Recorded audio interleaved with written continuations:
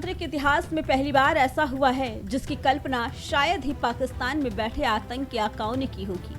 बेगुनाह हिंदुस्तानियों का खून बहाने वाले कसाईयों के लिए भारत की अदालत ने बहुत बड़ा फैसला सुना दिया, जिसकी गूंज से इस्लामाबाद का पूरा सत्ता तंत्र कांप उठा है, क्योंकि भारत में एक साथ 38 नर पिशाचों को फांसी के फंदे पर लटकाने का रास्ता एकदम साफ हो चुका है। दरअसल गुजरात हाईकोर्ट ने आज यानी 7 जुलाई 2026 को इन तमाम देशद्रोहियों की अपील को रद्द करते हुए इनकी मौत की सजा पर अंतिम मुहर लगा दी। ये कहानी उन जख्मों की है जो आज से 18 साल पहले इस देश को दिए गए थे। 26 जुलाई 2008 का वो मनहूस दिन जब अहमदाबाद की धरती को श्रृंखलाबद्ध धमाकों से लाल कर दिया गया था। महज 1 घंटे के भीतर पूरा शहर 20 बड़े धमाकों से दहल उठा था। बाजार, बसें और कई सार्वजनिक ठिकाने लाशों के ढेर में तब्दील हो गए थे। क्रूरता की हद तो तब पार हुई जब आतंकियों ने घायलों को ले जाने वाले सिविल अस्पताल के ट्रॉमा सेंटर को भी नहीं बख्शा।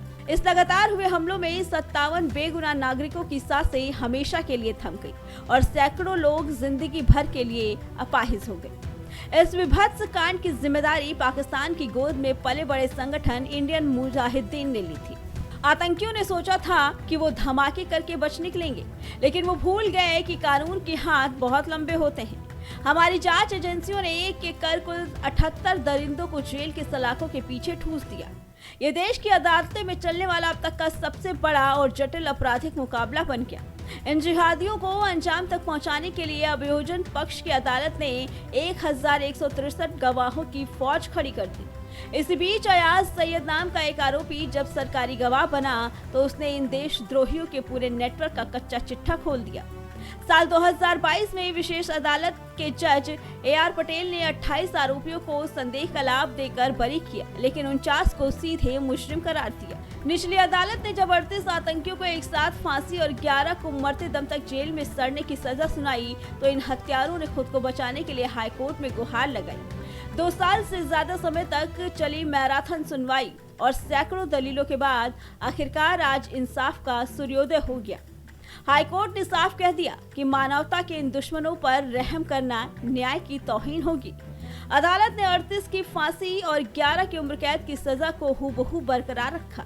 अब इन हत्यारों के बचने के रास्ते और पैतरे पूरी तरह लॉक हो चुके हैं। इसके साथ ही अदालत ने पीड़ितों के घाव पर मरहम लगाते हुए उनके परिजनों को 1-1 लाख रुपए का मुआवजा देने का भी आदेश दिया।